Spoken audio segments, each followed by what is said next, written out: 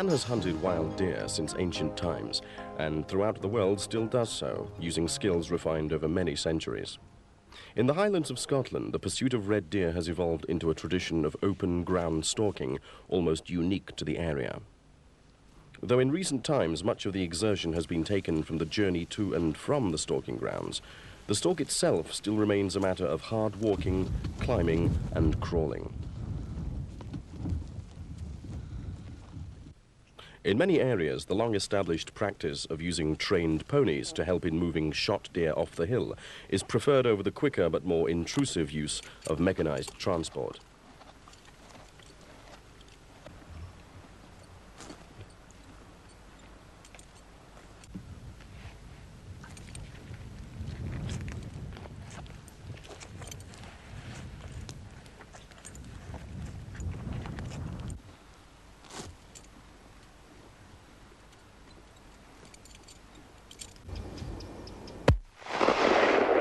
History shows that man's hunting of deer probably began as a group activity using clubs and spears, but with the development of the bow, it became possible for a single hunter to successfully pursue deer. The invention of firearms in the Middle Ages extended the killing range, and the stalking techniques in use today were gradually produced.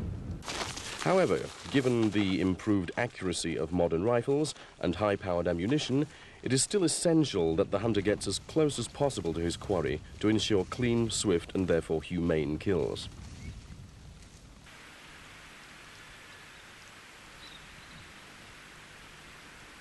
Though stags and hinds live much of their lives apart, they are, however, found together for most of the winter. It is essential, therefore, that the stalker is capable of accurately identifying the various sex and age classes, especially at times of poor visibility. Fully antlered stags are, of course, fairly obvious, but immature males and well-grown calves may be difficult to identify at times.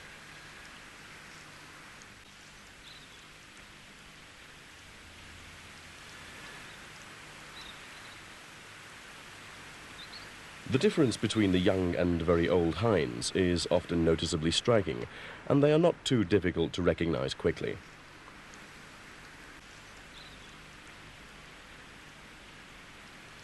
If the shooting requires the removal of middle-aged hinds, this is best left until the latter part of the season, when any dependent calves will have a better chance of survival. Where the culling of hinds and their attendant calves is necessary, great care must be exercised in linking one with the other. A poor calf is often indicative of a substandard hind, and it is best that both be culled at the same time.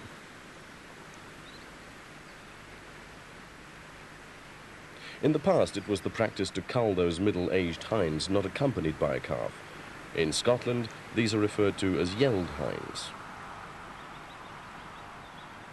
Modern thinking suggests that this may not always be good stock management. Middle-aged hinds without calves are almost always in excellent physical condition and usually pregnant as a result of mating during the recent autumn rut.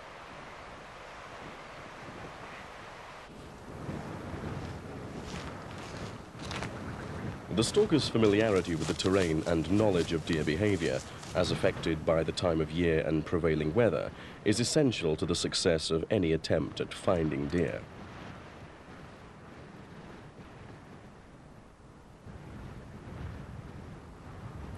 Red deer rely greatly on their sense of smell to warn of danger, and an appreciation of the way the wind is influenced by the varying shape of land is of prime importance if the stalker is to get within humane killing range of his quarry.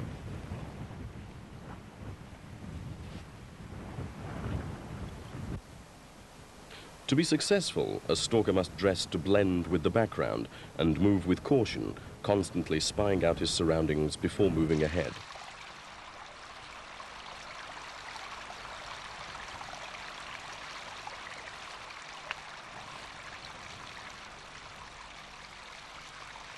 In selective stalking, it may be necessary to move around or through other groups of deer to reach the intended quarry. This requires particular care and skill. The importance of the hind cull can hardly be overstated. By adopting the role of long-extinct predators, the stalker should ensure that overall deer numbers do not exceed the carrying capacity of the herd's home range. In addition to removing surplus breeding animals, a cull should include the sick and weak, thus improving the general health of the population.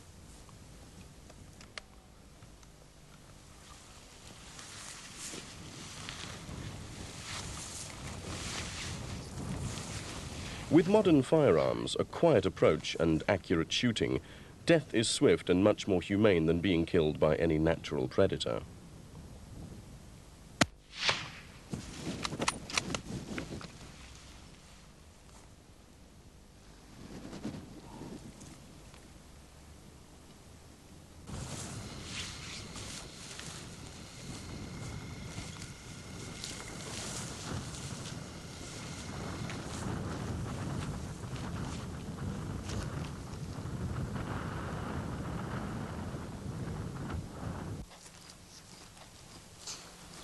As most predators are opportunist hunters, the stalker likewise has to make the most of any chances that present themselves. The hind season is a time for making the most of these available opportunities. The weather is uncertain, and work on the open hill may only be possible in short bursts.